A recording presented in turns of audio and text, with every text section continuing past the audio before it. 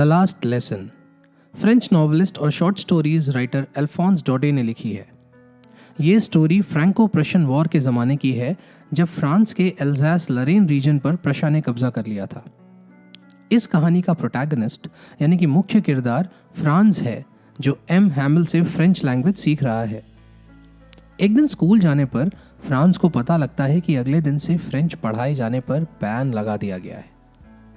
इस दिन फ्रांस क्या क्या एक्सपीरियंस करता है, इस घटना का फ्रांस के साथ साथ और लोगों पर क्या प्रभाव पड़ता है, यही इस कहानी में बताया गया है। डरा और सहमा हुआ फ्रांस स्कूल के लिए देर से निकला, क्योंकि एम हैमिल ने कहा था कि वो स्टूडेंट्स से पार्टिसिपल के बारे में पूछेंगे, जिसके बारे में फ्रांस कुछ नहीं जानता था। उसने सोचा कि क्यों ना स्कूल जाने के बजाय वो पूरा दिन बाहर घूमने में बिता दे। मौसम सुहावना था, चिड़ियाएं चहचहा रही थी और सॉमिल यानी कि आरा घर के ग्राउंड में प्रशियन सोल्जर्स ड्रिल कर रहे थे। ये सब कुछ पार्टिसिपल्स के रूल्स से ज्यादा टेम्पटिंग यानी कि लुभावना था, लेकिन फ्रांस ने अपनी टेम्पटेशंस को रेजिस्ट किया और तेजी से स्कूल की ओर बढ़ चला। जब उसने टाउन हॉल क्रॉस किया तो देखा कि बुलेटिन बोर्ड के सामने भीड़ लगी हुई थी। पिछले 2 साल से सभी बुरी खबरें जैसे लॉस्ट बैटल्स की जानकारी, कमांडिंग ऑफिसर्स के ऑर्डर्स यहीं से मिलती थी। इसीलिए फ्रांस ने बिना रुके मन ही मन सोचा, what can be the matter now. जैसे ही वो तेजी से आगे बढ़ा, उसे वॉक्टर, जो एक ब्लैक स्मिथ यानी लोहार था और अपने अप्रेंटिस यानी चेले के साथ खड़ा था, की आवाज सुनाई पड़ी।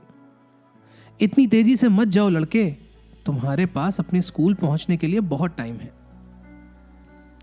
फ्रांस को लगा कि वॉक्टर उसका मजाक बना रहा है और वो हांफते हुए एम हैमिल के छोटे से बगीचे यानी कि स्कूल में पहुंचा। आमतौर पर स्कूल में बहुत हलचल रहती थी। डेस्क्स का खुलना बंद होना, बच्चों का जोर जोर से एक साथ रीडिंग करना, टीचर का अपनी आयरन रूलर को टेबल पर रैपिंग यानी कि खटखटाना, इन सभी का शोर बाहर गली तक सुनाई पड़ता था और बच्चों को एक दूसरे से बात करने के लिए कानों पर हाथ लगाना पड़ता था। पर उस टाइम सब कुछ कितना स्टिल था। फ्रांस को भरोसा था कि वो रोज की हलचल के बीच सबकी नजरों से बच के अपनी डेस्क तक पहुंच जाएगा, लेकिन उस दिन तो बिल्कुल संडे मॉर्निंग जैसा साइलेंस था। उसने विंडोज से देखा कि उसके क्लासमेट्स अपनी अपनी सीट्स पर बैठे हैं और एम हैमिल आयरन रूलर को बगल में दबाए चहलकदमी कर रहे हैं। हम ये इमेजिन कर सकते हैं कि फ्रांस कितना ब्लश्ड और डरा हुआ था, लेकिन वो जैसा सोच रहा था वैसा कुछ नहीं हुआ। एम हैमिल ने उससे प्यार से कहा, जल्दी से अपनी जगह बैठ जाओ लिटिल फ्रांस, हम तुम्हारे बिना ही शुरू करने वाले थे। फ्रांस अपनी डेस्क पर जा बैठा।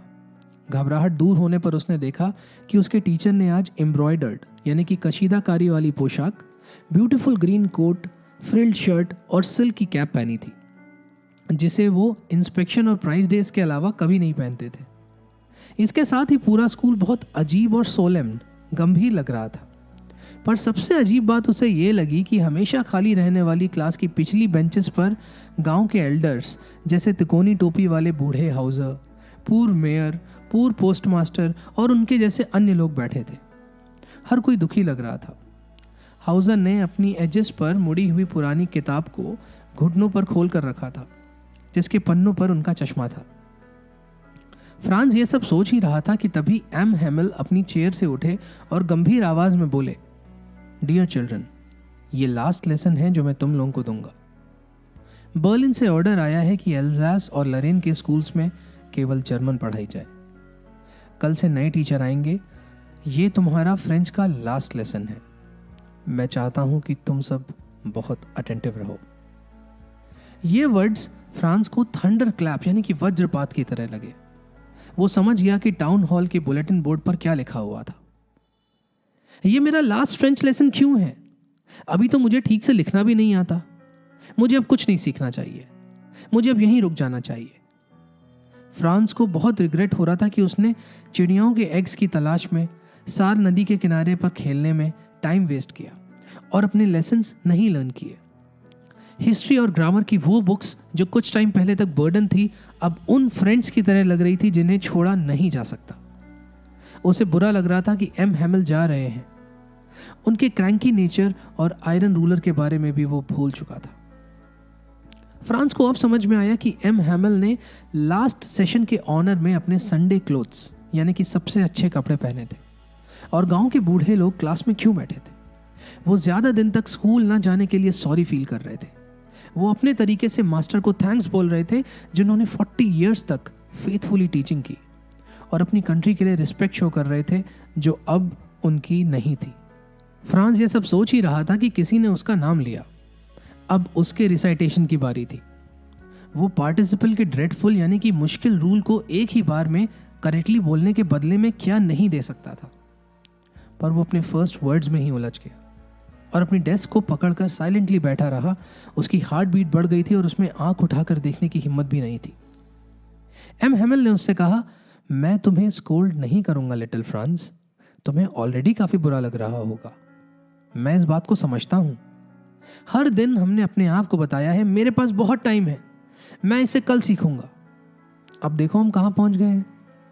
एल्जैस की यही प्रॉब्लम है कि वो लर्निंग को पोस्टपोन कर देती है। अब प्रश्न तुमसे पूछेंगे, ये क्या बात हुई कि तुम फ्रेंचमैन बनने का नाटक तो करते हो लेकिन ना तुम फ्रेंच बोल पाते हो ना लिख पाते हो। लेकिन तुम वर्स्ट यानी कि सबसे खराब नहीं हो लिटिल फ्रांस। हम सबके पास खुद को रिप्रोच यानी कि धिक्कारने के लिए बहुत कुछ है।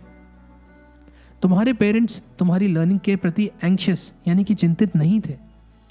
उन्होंने थोड़े से पैसे के लिए तुम्हारा मिल या फार्म पर वर्क करना प्रेफर किया। और मुझे भी ब्लेम किया जाना चाहिए। क्या मैंने अक्सर तुम्हें लर्निंग के बजाय अपने फ्लावर्स को पानी देने नहीं भेजा?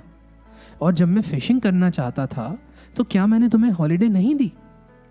इसके बाद एम हैमिल फ्रेंच लैंग्वेज की तारीफ करते रहे। उन्होंने बताया कि फ्रेंच वर्ल्ड की सबसे ब्यूटीफुल, क्लियर और लॉजिकल यानी कि तार्किक लैंग्वेज है। हमें इसे गार्ड करना चाहिए क्योंकि जब लोगों को इंस्लेव यानी गुलाम किया जाता है और वे अपनी लैंग्वेज में बिलीव करते रहते हैं तो उनके प्रिजन की चाबी उनके पास होती है। उन्हें हमेशा के लिए गुलाम नहीं बनाया जा सकता। इसके बाद उन्होंने ग्रामर का एक लेसन स्टूडेंट्स के लिए पढ़ा। फ्रांस अमेज्ड यानी कि आश्चर्यचकित था कि वो उसे कितना डिटेल में समझ पाया। उन्होंने जो भी कहा वो कितना ज़्यादा इजी लगा। फ्रांस ने यह भी सोचा कि उसने कभी इतना केयरफुली नहीं सुना था और उन्होंने भी कभी इतने पेशेंस यानी धैर्य के साथ एक्सप्लेन नहीं किया था। ऐसा लग रहा था कि वो पुअर मैन जाने से पहले वो सब कुछ देना चाहता था जो वो जानता था, और सब कुछ स्टूडेंट्स के दिमाग में सिंगल स्ट्रोक यानी एक ही बार में रख देना चाहता था। ग्रामर के बाद राइटिंग का लेसन हुआ। उस दिन एम हैमिल स्टूडेंट्स के लिए नई कॉपीज लाए थे जिन पर हाथ से फ्रांस एल्जैस लिखा था। डेस्क के पोल से लटकने पर वे पूरे क्लास में तैरते छोटे छोटे फ्लैग्स की तरह लग रही थी। हमें देखना चाहिए था कि कैसे हर कोई पीसफुली अपना वर्क कर रहा था। केवल पेन के पेपर को खरोचने यानी कि स्क्रैचिंग की आवाज आ रही थी। कुछ भौरे क्लास के अंदर आए पर उन पर भी किसी ने ध्यान नहीं दिया। छत पर पिजन्स धीमी आवाज में कूइंग यानी गुटरगू कर रहे थे, जिसे सुनकर फ्रांस ने सोचा कि क्या वे यानी प्रशंस पिजन से भी जर्मन में गुटरगू करवाएंगे।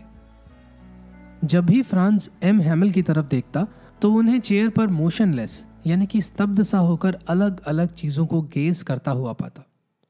ऐसा लग रहा था कि एम हैमिल उस क्लासरूम की हर चीज को अपने दिमाग में बसा लेना चाहते थे। कमाल की बात थी, पिछले 40 साल से वो एक ही जगह थे जहां उनका गार्डन विंडोज के बाहर था और उनकी क्लास उनके सामने। केवल डेस्क्स और बेंचेस वॉर्न होकर यानी कि घिस कर चिकनी हुई थी। गार्डन में लगे वॉलनट यानी कि अखरोट के पेड़ लंबे हो गए थे और हॉप वाइन का पौधा जो उन्होंने खुद लगाया था वो विंडोज से ट्वाइंड होकर यानी कि लिपट कर छत तक पहुंच गया था। ये सब छोड़ना उनके लिए कितना हार्ट ब्रेकिंग होगा। ऊपर के रूम में उनकी सिस्टर ट्रंक्स यानी पेटियों को पैक कर रही है जिसकी आवाज़ वो सुन सकते हैं क्योंकि उन्हें अगले ही दिन कंट्री से निकल जाना है।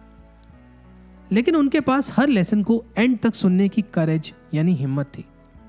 राइटिंग के बाद हिस्ट्री का लेसन हुआ जिसके बाद बच्चों ने बा बे बी बो बू गाया। क्लास में पीछे बैठे हाउजर ने स्पेक्टेकल्स यानी चश्मा लगा लिया था और अपने प्राइमर को दोनों हाथों से पकड़कर वो बच्चों के साथ पढ़ रहे थे। पढ़ते पढ़ते उनकी आवाज़ इमोशंस के कारण ट्रेम्बल यानी कि कांपने लगी। वो रो रहे थे और उन्हें इस तरह से पढ़ते हुए सुनना कितना अजीब था कि सभी स्टूडेंट्स हंसना और रोना चाहते थे। वो लास्ट लेसन फ्रांस को कितना अच्छे से याद है। अचानक से चर्च की घड़ी में 12 बजे और दोपहर की प्रेयर एंगेलस शुरू हो गई। ठीक उसी समय खिड़की के बाहर ड्रिल से लौटते हुए प्रशंस की ट्रम्पेट यानी कि तुरही की आवाज सुनाई पड़ी। एम हैमिल पीले पड़ गए और खड़े हो गए। फ्रांस ने उन्हें इतना लंबा पहले कभी नहीं देखा था। मेरे दोस्तों, वे बोले, मैं पर किसी चीज ने उनका दम घोंट दिया। Something choked him. वो उसके बाद नहीं बोल पाए। वो ब्लैक बोर्ड की ओर मुड़े और अपनी पूरी ताकत के साथ उन्होंने चौक से बड़े बड़े अक्षरों में लिखा, वीव ला फ्रांस। इसके बाद उन्होंने दीवार पर सिर टिका लिया और बिना एक शब्द कहे हाथ से सबको इशारा यानी जेस्चर किया। स्कूल समाप्त हो चुका है, आप जा सकते हैं।